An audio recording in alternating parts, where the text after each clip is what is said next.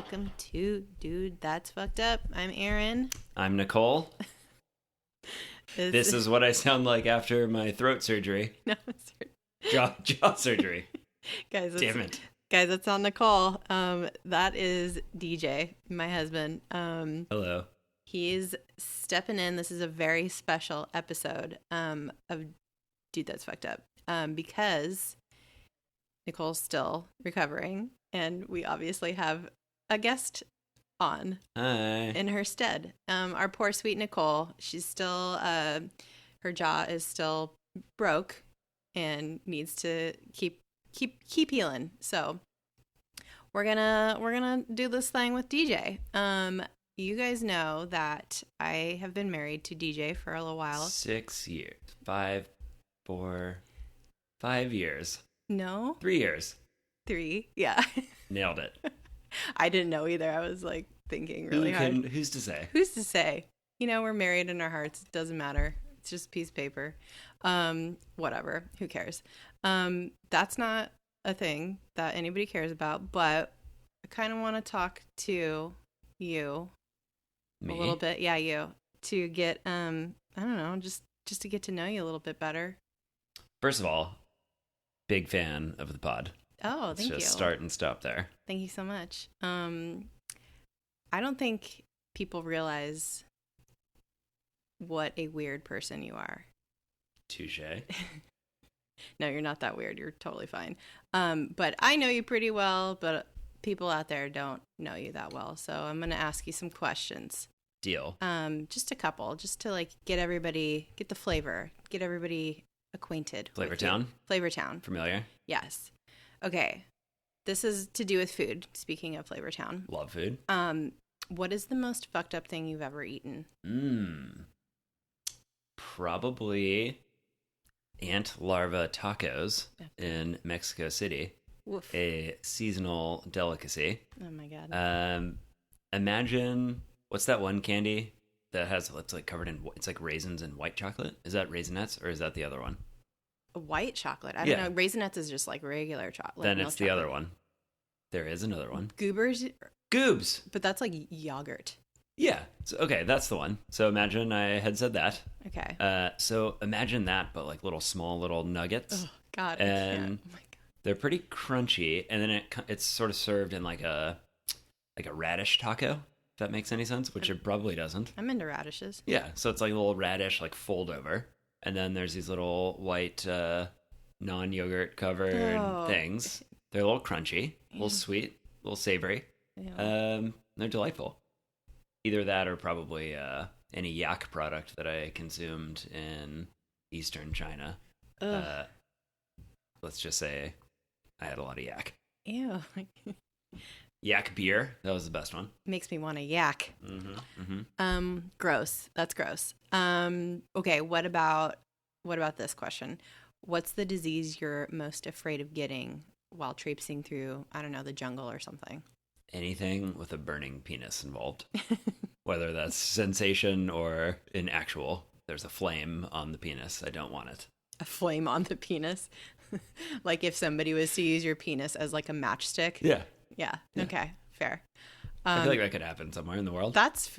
I mean, the world is crazy. You don't know. Big place. Okay. And this is like the last question. Well, this is just for, this is forced icebreaker for the people. Sure. We're going to get to know you a little bit better as the episode goes on. Mm-hmm. But this is a question that's pretty intense, and you probably will have an intense answer for it. So what's the most fucked up thing you've experienced or witnessed while out in the world? Like something that like happened befell upon me, or something I truly witnessed as an innocent bystander? Either way, whatever comes to mind. Like the first thing that pops in your head. Probably one of my besties who you know well. We won't say his name. Shall not be named for fear of retribution or whatever people say when they give a preamble like that. But like people that know us will know exactly who this is. It's a classic. It's a club banger. Yeah. It's a poop story, which super on brand. People will probably be excited to hear. I'll do the short version. So I said Eastern China a minute ago for another answer. I actually meant Western China. That's where things get real wild, real turnt. You're like in the wilderness. Yeah, at no, not really. At elevation, kind of in the middle of nowhere, Western China. Yeah, sort of. Like there's countryside. But it's China, so there's still an incredible volume of people there. It's out in Xinjiang province, which is the equivalent of the Pacific Northwest, if you wanted to transpose some geography. Okay, cool. For the old United States. That makes sense. So it's up in the mountains. Wait, hold on. You lived in China for... Yeah, studied abroad. So I say live there to be fancy, but I studied abroad there as a poor young wild student. Yeah. So we're out there out at elevation. I keep saying elevation because if you've ever had elevation sickness, I think it's literally called that. Maybe it's not, but let's just call it elevation sickness. I think I've talked about it on an episode before. Yeah. It's a thing. It's real. So it was like a combination of that and like dehydration sickness. Also don't know if there's a medical term for it, but also being dehydrated is but like extremely dehydrated. Whoa. Dehydration sickness is like you actually keep consuming fluids and it doesn't matter. It'll either like pass through you or it won't, and some kind of like shitty magic happens and you're just like still extremely like dangerously dehydrated. That's like awful. it's worse than just like being thirsty. Oof, right? Yeah. So a combination of that and elevation sickness, and maybe some of the aforementioned yak product that I was just referencing. So I prided myself on having an iron stomach. Like within like the first 4 days of arriving in China, even just Beijing, I was like the only one that didn't have like extreme diarrhea within like the first few days. So I was talking a big game, feeling stoked about my microbiome, I guess. And, I mean, our microbiome is different than people who live in China, who have lived and grown up with whatever food. And, who knows? Yeah. Anything can happen when you travel. So long story short, we're on a bus again at elevation on a windy road. Not a lot of rest stops, just to set the table. And my friend, I almost said his name. My buddy, my pal. Let's give him a fake name. Buddy. Chester. Buddy. Chester buddy. All of a sudden, just like he kind of like waves back at me. I go up. I'm like sitting next to him. He's can barely talk, and I can just tell like things are not gonna go well for him. So he kind of like ends up moving toward the back of the bus. He's like laying down in the back row. He's starting to like turn pale, whatever. Oh my God. And we're like a solid 2 hours away from the next stop. So what a nightmare. He eventually kind of like, waves me back. And he's like, hey, like you need to go get our little tour guide. And this was like a trip within a trip. So we're only with like 20 people, I want to say, as opposed to our normally larger group. Our chaperone was like a 17-year-old kid who was just like high out of his mind on hashish, like amazing hashish, but hashish like the entire time. He knew what he was doing. He was a local, like he was cool, but like I don't know that he was fully prepared to wrangle any sort of like medical situation. Oh yeah. And rest assured, this became a medical situation. So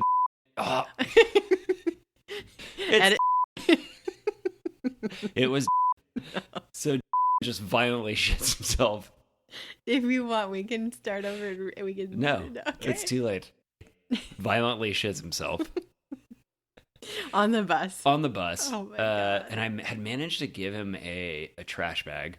I don't know. Where did that come from? I don't know. Kind of like toward the front of the bus, right? Like bus driver had a couple things, and one of them was a trash bag, obviously, for dirty kids. For people shitting themselves. So for people pooping themselves at 10,000 feet in Western China. Oh God. So he's also just like starting to throw up a lot. I'm like sitting in the seat sitting in the seat right in front of him, and trying to play it cool, trying to kind of like keep people away from him. There was this rather attractive female who he had been like kind of angling for the last few days. So that game was over pretty quick. Well, see you later, buddy. And he hands me garbage bag number 1. There ended up being 2. He hands me garbage bag number 1, and I swear there was like a size 10 boot in it. Look, I don't know, like it's heavy. It's hefty. It's real heavy. So the capper is he looks at me and he's like, hey, you gotta get the the driver to pull over here. And like, mind you, there's nowhere to pull over. You're just like on a narrow windy road in the middle of nowhere. Like, I'm like, yeah, all right, I'm gonna try. And he looks at me and he goes, DJ, I don't think you understand the gravity of the situation. And I didn't. But, I mean, you weren't experiencing it, but you were And how old were you guys at this time? I don't know, like 20? Yeah. That's not 20? Yeah. It's a hard thing to do when you're 20 years old. Definitely. That is traumatic. Poor Chester, buddy. Chester. Poop and chest. Wait, that sounded... No. That's an edit. Don't do that. No, it's staying in. It's staying in. Oh, man. Well, that is fucked up. Thank you for that delightful story. Well, that's some flavor of DJ. We're also going to ask him what his fucked up of the week is. Fucked up of the week. I guess a two-folder. I'll keep it short. One, I was judging the GW business plan competition for like the 9th year in a row, which is one of my favorite things to do. It's always just fun to see what the kids are concocting these days. Yeah. One of the startups being presented / pitched yesterday, I was unfortunately not in this room, so I had to hear this from another friend who was judging. The name of the new venture was Gas Gone. Gas gone. Like your gas is gone. Okay. It has gone away. Okay. So I was very excited to see, what Gas Gone was all about, and made my own hypotheses about what it could be. Finally, we're getting drinks afterwards yesterday afternoon. Turns out Gas Gone is quite literally a new fabric that will replace airline seats to filter out farts in flight. This is the future I want. It's the future. Thank God. This is, how I feel about airplanes, you guys. It's a flying fart tube. It's just farts at 36,000 feet. Fart air. Fart air. It is so gross. This is what we need. We need airline seats. Yeah. Fabric on the airline seats to filter the poop particles. Which airline do you think would be the first to invest and implement? God, I don't know. What is the Israeli one? Floats? It's Russian. Oh, it's Russian? I thought it was... Aeroflot. Aeroflot. But floats means farts in Hebrew. Oh. So it's fart air. That's why I thought it was... Jewish Russians. Very niche. Yeah, okay, cool. Wow. And, yeah, that's terrible. I mean, it's great, but did they win? Nope. Yeah, I'm sure they didn't. And then part 2 is just my underwear situation. We've come to a crossroads. Every day I wake up and DJ's getting ready for work. He's just really upset every morning. I'm just never comfortable. Yeah. It's always, if it's not tight enough, then you'll bunch around the thighs or maybe in the back. Okay. And that's frustrating when you're sitting, especially. Uh-huh. And then the front bunch is tough when you're walking around. Okay. Right? But then if it's too tight, we don't need to explain why that sucks, but it sucks. So I'm in the market for some new boxers. Wait, no, can you explain why that, if it's too tight? What do you mean? Because it will constrict my thunder. Oh, okay. Thank you. I was just kidding. I wanted to hear you talk about your dick. Perfect. JK. So if anyone out there has any recommendations, I was gonna say I'm in the market. I was gonna say if anybody has some recos for some good chonies, let us know. Boxers, not briefs. Obviously, I'd like to have a second child, ideally with you. Cool. Oh man. Well, those are two really fucked up things. I'm sorry. Well, actually, the Gas Gone I think is pretty great. GG. Publicly traded. Love it. I love it. Well, since the last time we've recorded, I haven't recorded in a while. I'm pretty rusty, if you couldn't tell. But we missed a lot of news. We're not going to go through it all because it's all fucked up. But suffice to say, California's on fire. And it's just all bad. We're not going to go into that. But sorry we didn't touch on some of the crazy stuff that's happened because everything that in the past few episodes has been pre-recorded. So we're back to the current timeline. So who knows what's going to happen next week, but we're back up to a normal timeline. And then aside from that, that's all fucked up. Have you noticed how much my hair is falling out? That's a hard no. You haven't? No, of course I have. Why would I? You haven't seen Why would I say yes? The hairballs that have accumulated in the... I've seen your shower work. Okay. You guys, my hair is falling out at a rate that is terrifying. And bad news, my armpit hair grew back. It wasn't growing for a while. Damn it. And, like you care. You don't look at my armpits. No. I'm not an armpit man, as they say. A pit guy? I'm not a pit man. A pit master. Pit master. Well, that's my fucked up of the week is just how much my hair is falling out. It's rough. And I hope I don't go bald, Gotta get that Propecia going, I guess.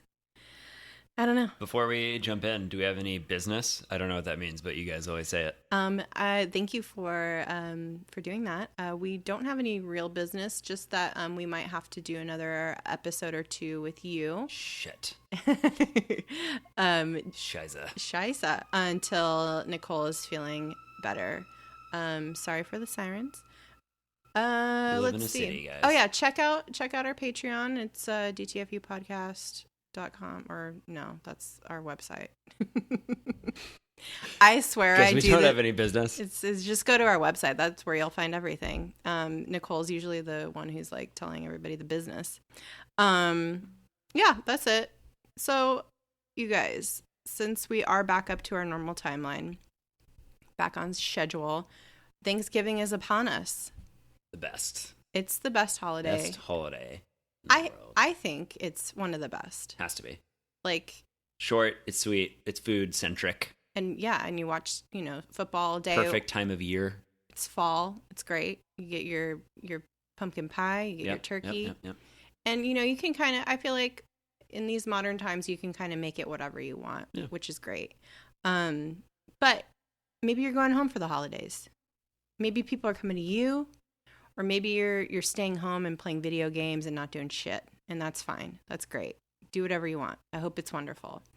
But if you are going home for the holidays and you need your own space, it's kind of hard. Especially if you're like, I don't know, you're trying to sleep in your childhood bedroom. The fucking bed is terrible. Maybe you have your new girlfriend, boyfriend. You want to do some sex.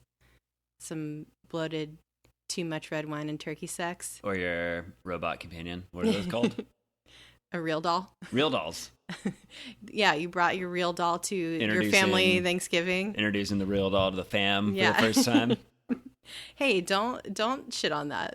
I'm not. All right. Well, I'm interested. I'm in the market. Oops. Yeah, maybe. Yeah, you want to have some privacy with your real doll or your girlfriend, boyfriend, whatever. Your new fuck buddy. Can't do that in your old childhood bed. That's weird. No. It's not cool. I mean, maybe it is. Maybe that's your kink. That's cool. Whatever. Or maybe your parents still won't let you sleep in the same room with your partner of 7 years, even though you're like over 25 and you guys have been together for a long time. That's weird. That sucks. Maybe, your grandparents or your parents live in Hill House. What's that? The Haunting of Hill House. I don't know. And it's haunted. Is this one of the shows that you watch while I'm... Of course it is. ...traipsing about the jungle getting burning penis? Yeah. BP? Yeah, maybe the house that you're visiting is haunted as fuck. What are you going to do? Or maybe you just don't want to fight with your racist family. Maybe you need to get away. Maybe you need a break. Maybe like your uncle got too drunk and you started fighting. You need some space. You need to go to your corner, recharge, come back the next day for leftovers and not kill everybody. So what can you do? You need to not stay under the same roof as your family sometimes. And if that happens, maybe a hotel is convenient. Maybe it's not. But also another option, you guys, Airbnb. We love Airbnb. Newest. Oh, my voice is great. Fuck. Hard edit. Nope, staying in. Nicole, that's staying in. Thank you. Damn it. Yeah, so sometimes a hotel though is just like not doable, but Airbnbs can be very affordable. And I was about to make a joke about they're going to be the newest sponsor of the podcast. I wish that'd be so cool, but Yeah. we don't have any sponsors because nobody. I mean, there's people that listen, but we're not there yet. And first of all, before we get into this topic, okay, it is about Airbnb and all the fucked up things that happen in Airbnbs, or like a home away, VRBO, whatever, a rental situation, A modern rental sitch. a modern rental sitch. When you stay at Airbnb, it's wonderful, usually, most of the time. And first of all, I want to say Airbnb is great. We're not shitting on it. We, in fact, love it so much that... I mean, I've been a power user for years and years. I was actually big into VRBO, Vacation Rental by Owner, is what that stands for, before I believe it was acquired by HomeAway. We were rocking VRBO back in college years before Airbnb was even a thing. Yeah, it's the thing that makes Airbnb special is the platform is like way easier to maneuver and just easier to book on and stuff. Yeah. They figured that out. But it's been an option for a long time. I've been a big fan of it forever. Honestly, there's something about obviously the extra space, but there's something so manufactured about hotel life versus having your own backyard or maybe a hot tub or a nice kitchen. You go to the local grocery store. It's just fundamentally a different experience. There is something about staying in someone else's home. It's almost like I will take better care of an Airbnb than I will a hotel room. Oh yeah, right? For sure. That's probably kind of messed up in its own right, but yeah. It's like I want to like leave someone else's home in great condition, right? Even if they're a pro Airbnb renter and that's their thing, right? And it's going to get cleaned just like a hotel room would be cleaned. But I mean, honestly, at the end of the day, humans are gross and disgusting, and the sooner people realize that, the better off we will all be. That's true. I agree. That's thank you for that TED Talk. It's real. Done. I don't know. But we have always had great experiences using it. Yeah, like whenever we travel, it's usually the more affordable option. Like hotels are, I mean, there's nothing wrong with a hotel. Don't get me wrong. There's something wonderful about ordering room service and, walking around naked in your hotel room. But you get Uber Eats now. And like what you can pay for a nice hotel. That's true. Throw that at an Airbnb and you got yourself a stew. It's great. It's great. It's all good. It's all everything, whatever you can do. It's great. But when we travel, like I said, it's how we have a good, I think, travel experience. But that being said, what if it isn't always great? What if it's not a fun, sexy time for everybody? What if? It's happened. We're going to talk about the worst Airbnb fuck-ups, and we're going to also give you some tips to avoid the nightmare scenarios that we're going to talk about right now. Real quick story before we jump in. My biz partner, Zach, we can actually say his name because he didn't violently shit himself in Western China. He, about 4 years ago, he had just purchased a condo here in DC, and he was aggressively renting it out on Airbnb specifically. I think for, I don't know, $300 a night, let's say, right? On a whim, some folks, some beautiful minds of our creative team who report to him decided to hatch a little plan to pretend to be Vivid Entertainment, which is a top adult entertainment name, if you will. They make porn. Exactly. So they call or they submit for a rental inquiry, right? And they don't really say anything at first, and they're like real vague. Yeah, a little vague, and then like send a note in the submission. They're like, "Hey, we're looking to maybe like shoot something. So happy to talk about price." And I'm in the back office, and this plays out over the course of like 3 days. It was a beautiful long con. Wow, a level long con, a medium con, a mid con. So Zach's just coming back. He's like, "Hey, so like these guys say they want to like shoot something. I don't really know what it is, but they're saying more money. Like, should I do it?" And I'm like, "Absolutely, do it, man. Take the money."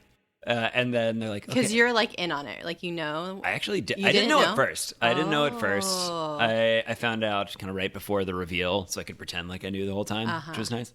So, anyways, he finally like looks up. Then he looks up the name, and they had submitted under, I think, like the CEO of Vivid Entertainment, which like wouldn't make any sense for that, you know, level to be submitting the daily booking for the, you know, nurses shoot. They or whatever. should have like gotten deeper into the LinkedIn. Yeah, I mean, no, they did it because whatever, it made sense. No, it's good. It's good. So finally, he's just like, "All right, I think this is a porn shoot. Like, do I do it? Like, it's no, right? It has to be a no."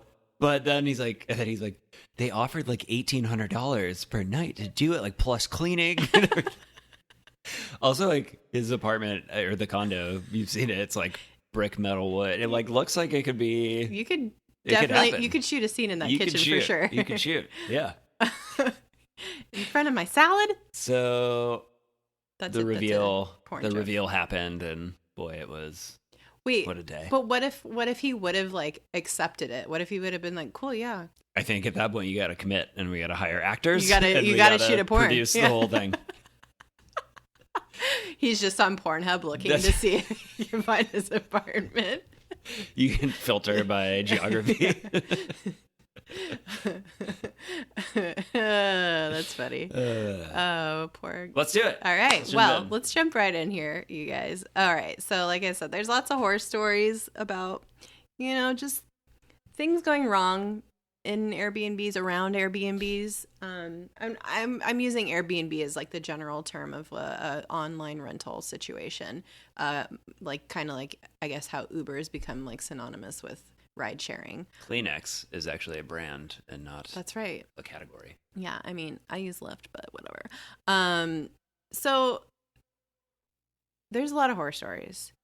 And this was a main concern that people had when Airbnb first started. They were like, what the fuck? How are you going to just like let a stranger come in your house? People get murdered on Craigslist. I know. Like that was the vibe. That was like the main concern, which it totally makes sense. It makes sense. For the most part, it's usually okay. But sometimes humans are garbage and do fucked up stuff. So let's just tell a couple stories that are going to make you cringe and maybe second guess renting your place on Airbnb. No. To be clear, we've never rented our place. No, well, fuck that. We fucking live here, man. Yeah, and we have a baby and all that stuff. All of our shit is here. If you have a situation where you're like kind of temporary, maybe you're like a flight attendant or something, I don't know. And you just don't have like a lot of like personal stuff and you're in and out and it's just a place to lay your head. It might make sense. Or you actually have a vacation home that you don't frequent all the time and you need to make money off of it. That'd be cool. Do it. Usually it's great. Usually it's safe. Usually it's totally fine. But here's some stories where things were not fine. So this first story, this is one of the actual first batshit stories that's ever happened in Airbnb's history. Like this is like the first time they had like the justifiable like naysayers were like, see, told you so. Told you this shit wasn't a good idea. And had to invent a robust insurance policy. Yes, exactly. This is, I think, where all the implementation of the insurance and all the stuff came from. This happened back in 2011 when Airbnb was like a baby startup. So this woman named EJ rented her San Francisco apartment. And this is probably when it was just only in San Francisco at the time. And her experience really, like I said, summed up the worst fears of everyone who was suspicious of Airbnb in the beginning. So I can't really explain it. I'm just going to read some of like directly from her accounting of this. So she rents it out to these people. They seem totally fine. And the only thing that was strange was the name of the person. It was Chester. No, the name was DJ Patterson. Like no, like DJ, and then the last name Pat, like Pattrson. There's no ER. Like capital R? No, I'm just saying like there was no E. There was no E before the R, so it was like obviously like spelled wrong maybe. And then the email address associated with this new guest was withoutvirtual.noreality@gmail.com. Yeah, so that's obviously a fake email. She goes through, gets the guest in there, and she'd been like corresponding back and forth with the person that was running the place while she was out of town. And they like thanked her like coherently, and then it seemed fine. But then she gets home and her house is fucked, like totally fucked up. So this is what she said. Destroyed, as I recall. They smashed a hole through a locked closet door and found the passport, cash, credit card, and grandmother's jewelry I had hidden inside. They took my camera, my iPod, an old laptop, and my external backup drive filled with photos, journals, my entire life. They found my birth certificate and social security card, which I believe they photocopied using the printer copier I kindly left out for my guest use. My God. They rifled through all my drawers, wore my shoes and clothes, and left my clothing crumpled in a pile of wet, mildewing towels on the closet floor. Then the kitchen, they got to the kitchen. She says, the kitchen was a disaster. The sink piled high with filthy dishes, pots and pans burnt out and ruined. Comet cleanser was dumped everywhere. The kitchen counters, wood furniture, my gorgeous new bed frame, my desk, my printer, all were doused in powdered bleach. Ugh. The death-like smell emanating from the bathroom was frightening, and still is, and the bathroom sink was caked with a crusty yellow substance. And then the last little bit, they did weird stuff too, moving things around in a spooky, psychotic kind of way. Creepy little things that I am still discovering as I dig through the wreckage, like cutting the tags off my pillows and hanging a painting of Paris on the wall that I never hung before. Whoa. Yeah. I think that's meth. That's like insult to injury on top of insult to injury. Yeah, it's so fucked up. So she like didn't know what to do. I mean, obviously, aside from filing a police report, but she got in touch with Airbnb and was like, yo, you guys need to fix some of the shit you have going on here. So they implemented a trust and safety department, which they didn't have before. They enhanced the tools that verify user profiles. Obviously, that needed to change because you can't get through with like a fucking fake email anymore. Right. And they implemented the insurance option, which they didn't have before. You know, that reminds me of, I haven't watched It's Always Sunny in Philadelphia in probably 4 or 5 seasons, but like 5 years ago, when they were doing, you know, they always like invent like weird drugs to do. Like it's like an ongoing thing in the show, as I recall. Yeah. They like go to someone's house to like intentionally fuck with them. And it's like Frank and Dennis, I think. And they're on like whatever drug they've invented. And Dennis is nail gunning their shoes like in the walk-in closet, and he's nail gunning his shoes to the floor. Wait, was that the Halloween one? I think so. Oh my God. So he's nail gunning his shoes to the floor, and then he's like tweaking, and he like walks downstairs, and Frank's like rocking back and forth with a whole bunch of papers in front of him. And he's like, Frank, like, what are you doing? He's like, I'm doing his taxes wrong. He's gonna be fucked for like 4 years. And Dennis is like, oh, Frank, that's some long-term shit. So fucking genius. So did these people do her taxes and file them incorrectly? I mean, probably. That's what it sounds like. They did everything else. It sounds like they were in an episode of It's Always Sunny and just like completely like fucked up her life in like the weirdest ways possible. So yeah. So that's the only silver lining, is that Airbnb like totally revamped. It had to happen. Like, it had to happen at some point. This was fairly egregious. It sucks that, though, this was, like, so insane that it... pretty extreme. Yeah, this poor woman had to go through this. So she also recommended that they institute a 24-hour customer service line because she had to wait, like, 14 hours to hear back from them when she first filed the complaint. So Airbnb now is... You can get a hold of them. Good to go. It's good to go. That was 2011, though. Yeah. Now, this isn't... So that sucks. Poor woman. We are how many years removed from that now? 6? 7? Yeah. Almost 8. I can't do math very well. So, yeah. They've been around pretty long. They have it wired. But still fucked up things are happening. The more people that get on the platform, too, the more probability you have of, like, shit going sideways. So, and there's so many stories, you guys. There's so many stories, but this is one of my personal favorites that I've read. So this happened in 2014, and this is a dude who he rented out his fancy Chelsea apartment in New York. So like nice neighborhood, nice apartment, beautiful location. And seems like everything is fine. The guy that he rents it to, he claims he is in town for a wedding, and he needs a place for he and his in-laws to stay. Well, that's not true. He was actually renting it out for an orgy. Perf. Now, there's so many orgy stories, but the reason I like this orgy story specifically is because the name that he put on the ad for his orgy, he like blasted this out, like, I don't know, on like Craigslist or a MailChimp template. On a MailChimp, yeah, exactly. He called it, he put an ad out for his sex party and called it Turn Up Part 2, the Panty Raid. Yes. Oh, I got that. You got that MailChimp? I got that. Yeah.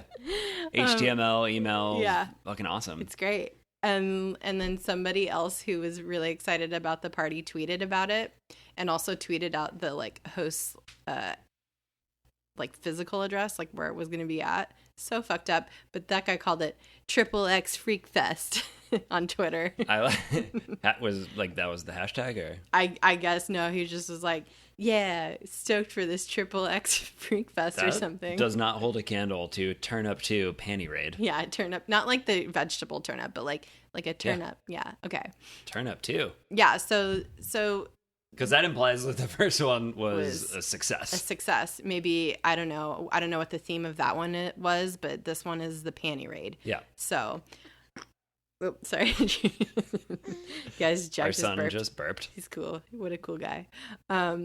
So the host doesn't know about any of this, obviously, and he was planning on taking, a few days out of the city. Mm-hmm. But he had gone out to dinner, and before he was going to leave, he left his luggage at his apartment, and he was going to come back and grab his luggage. But the guy who's running the place didn't know about this. He didn't tell him that.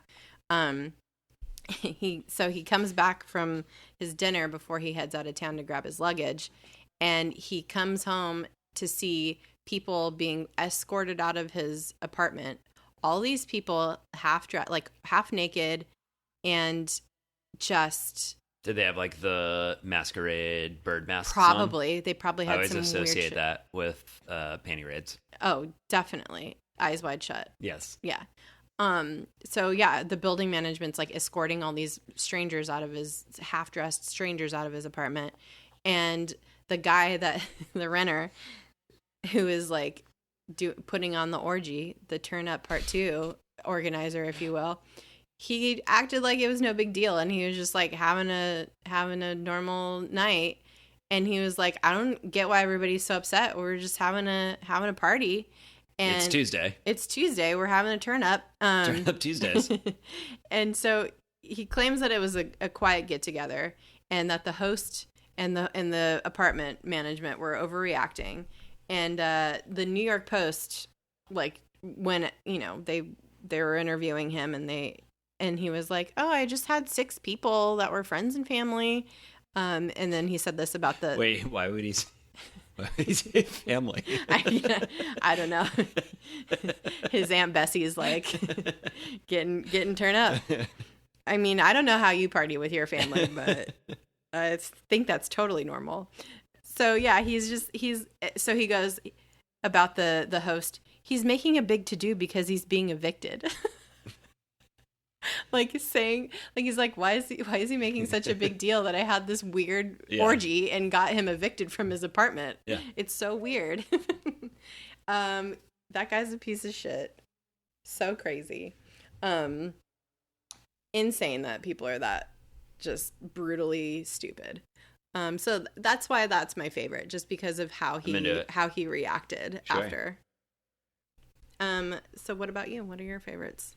I mean, I have a one and only. Okay. It's been a few years now, but this happened to someone that I know and someone that we know.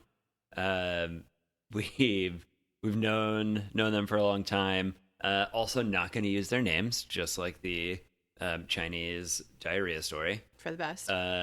But this is public domain because it was written about by a few different publications. Mm-hmm. The best summary was from pando.com, and this was in November. Oh my God, November 18th. It's the anniversary. This was November 18th. I can't tell you how many times it's happened where we've started talking about something and that's crazy. That is creepy. November 18th, 2013. This is the 5-year anniversary of what the title of this article is named. Airbnb host left violated after busting fanny pack-clad male prostitutes in her apartment. Oh my God. That's the name of the article. That's the name of the article. I know that we're supposed to go with sex worker now. Yes. But the name of the article was Airbnb host left violated after busting fanny pack. It's hard to say. Fanny pack clad male prostitutes in her apartment. Dude. Okay. So we know these people. We heard the story. She was able to laugh about it once there was, a few weeks of breathing room because it was a pretty wild ride. Yeah. And this includes looking up the website of the gentleman who had rented the place. Let's just say that was its own rabbit hole and wild ride. What's the website? I don't remember the URL, but they were, as I recall, marketing services that ranged from 4 hands tantric massages, which I guess would just be 2 people, Sounds unless great. it's, one person with 2 hands and then 2 other people with 1 hand. Just like 4 people using one hand. 4 people with 1 hand. And then something called, it was the ass blaster. What could that be? It was like a cranial massage, which means like a bald man oils their head up. And puts it in a butt? Not like in, I don't think I could go in. But you never know. I mean, as advertised, it was just like a surface level grazing, if you will. A bald head butthole? A bald head butthole grazing. Okay, I digress. Wait. You just like rub your head on a butthole? Man. I don't want that. Okay.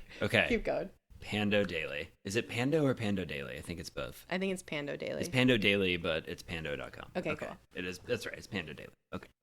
So the woman, quote, woman who's in her late 20s and has to be identified only by her first name, Nicole. Again, public domain, so we can say it. Not our Nicole. Not. Can you imagine? A different Nicole. It was actually Nicole. Yeah. Discovered last night that 2 men she had rented out her place to via Airbnb turned out to be not as trustworthy as their 17 positive reviews suggested. See, man, that's how you know. That's fucked up. I don't know. 2 middle-aged men who Nicole asked Pando Daily not to name for fear of retribution, classic, had previously rented Nicole's place while she was out of town with no incident. Satisfied with their first stint in the 1-bedroom apartment, they rented the place again for an intended 8-day stay this week. Oh, this is the second time they rented her place? Yeah, I forgot about that. I don't know that I knew that. That's crazy. Yeah. But when Nicole met them at the apartment on Sunday night, something seemed a little off. Whoa. The men didn't have any luggage with them, she noted. When she asked where it was, they said it was in their car and they'd get it soon. The 2 men looked hippie-ish, Nicole said, but that wasn't what made their appearance disconcerting. Quote, the thing that really made them look creepy was that they're wearing fanny packs, she said. She returned to her car where her boyfriend was waiting, now husband. Mm-hmm. He also sensed something was up. Quote, they're drug dealers, he said, noting the absence of their luggage. They're wearing fanny packs. They're definitely drug dealers. How rude. What's now fanny ist?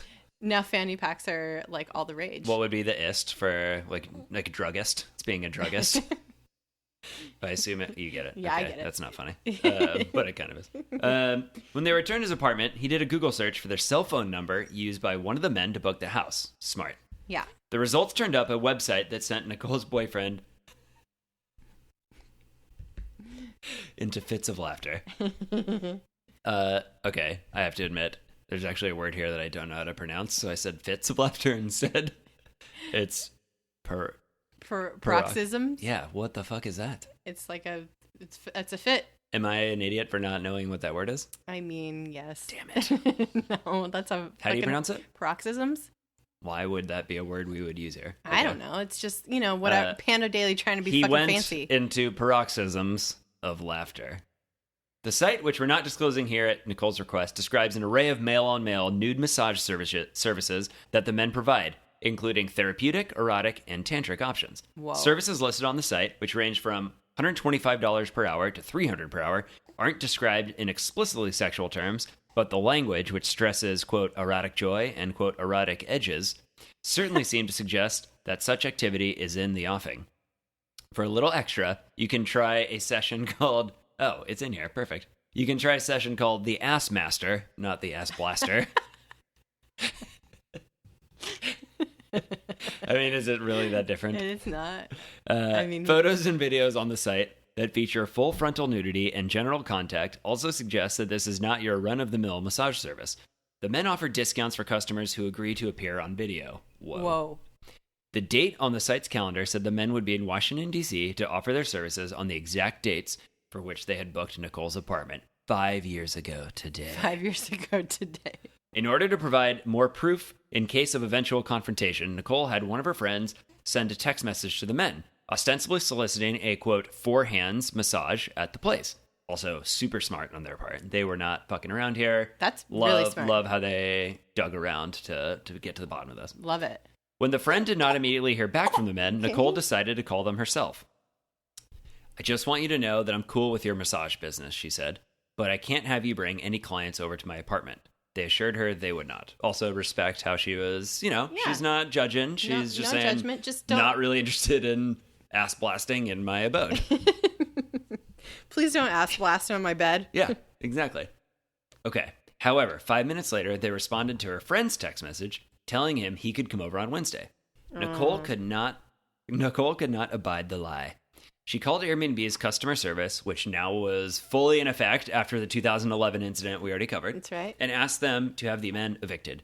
Airbnb representative canceled the reservation immediately, called the men to tell them they had to be gone by morning. Not immediately. Like, they could stay the night, which is interesting. Yeah. I don't know. Okay. Airbnb has apologized twice, paid Nicole in full for the 8-day reservation, and promised to pay for a cleaning service. Nicole said she was impressed by Airbnb's response and follow-up, but she was left, quote, very disturbed by the incident. Quote, I really don't think I'm going to use Airbnb ever again, she said. Most people are normal, but it seems really easy for something like this to happen. Whoa. Jack's crying. She noted that the men had great reviews on Airbnb. Quote, the place was kept clean and taken care of, read one such review. No loud noises or disruption. No ass blasting. I made that one up. One outlier review, however, hinted at something less agreeable. It just had one line. Quote, it was very difficult to clean up the oil marks. Dude. Yeah, fair. Quote, I feel completely violated and I don't want to sleep in my own bed, said Nicole in her own review of the experience to Pando Daily. I don't know what happened there and burning the sheets ain't going to cut it. The fanny pack incident, all capitalized by the way, the fanny pack incident, comes at a tender time for Airbnb, which is embroiled in a legal battle with New York, blah, blah, blah. This is 2013. They're actually still going through some crazy litigation in a few different municipalities. Anyways,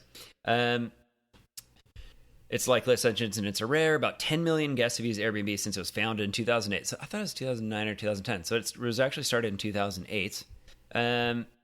It is true that such imaginative use of accommodation is not confined to Airbnb rentals. Important to note, we're focusing a lot on Airbnb here, but it's a big marketplace. It's true. For instance, clients of the, quote, DC Madam, remember that one? Yep. Who operated a famously high-profile escort agency in the nation's capital, most regularly used hotels in the Marriott chain, according to a roundup of the top 10 that's a thing. Top 10 most ho-friendly DC hotels. How is that? That's rude. Is that it's a JD Power? They have ho associates. What fucking associate came up with that at JD Power? Okay, skipping to the end. Nicole returned to her apartment this morning to find it empty and clean. The man left behind only one token of their visit. What was it? It was a red foam clown nose with dark hairs stuck all over it. Its history remains untold. End of the story. Holy shit. So it's upsetting, I know. do have to post, you have to show the clown nose photo. Oh, that's going on Instagram for sure. And the caption is the Ass Master's token, photo provided by Nicole. And it's a red clown nose. And there are some, I have to be honest, I don't think they actually look like pubes. They look like long hairs. Just hairs. Just hairs. Or maybe all straightened pubes. Could be straightened pubes. Maybe. You don't know. Who knows? Who knows? Who's to say? Who's to say? Wow, that's quite a story, and I can't believe we know these people. We know that 'em. This happened to. It's so crazy, guys. It's a wild world out there. Everybody be careful, you know? And there's a couple tips I think that we should say to avoid this from happening. I think you want to, like, tip number one, obviously, if you're renting out your Airbnb or you're renting an Airbnb as a renter, you should always check the reviews. If there's no reviews, that's a red flag. You don't know. You don't know I mean, everybody's got to start somewhere, but still. Fake reviews, though. You got to pay those fake reviews. No. But honestly, like, you have to be careful. And I think having reviews and going over the reviews is something that you need to do to keep your eyes wide open. Lest your ass be blasted. And then I think too, another good tip is you want to make sure the pictures are like seem real. Sometimes people post fake pictures. Sometimes, you know, if maybe they're like stock photos, you never know. Or they just are totally misrepresenting what their place actually is. You just never know. And then another red flag and something that you need to be careful of. And even with all these, you know, having normal pictures, having good reviews, you could still have a bad experience. But I think another good tip is to make sure that the person you're either renting to or renting from is constantly communicating in a timely manner. Definitely. Because that'll set the tone for if something does happen, you want to make sure that you can get a hold of them either way. So those are my tips. I don't know if you have any. Nope. That's Good luck. Oh my God, dude. Go get them. Go get them. Go Airbnb it up, guys. Yep. It's a great thing for traveling. Just you know, be careful. Also a big fan of Airbnb experiences. Oh my God. Do now. Love Airbnb experiences. Like we did a walking tour in Lisbon. Yeah. And we drank 6 hands tour. It was pretty The 10 hands tour. 10 hands tour. We were touched by 10 hands. So many hands. Yeah. Well, that's all I got.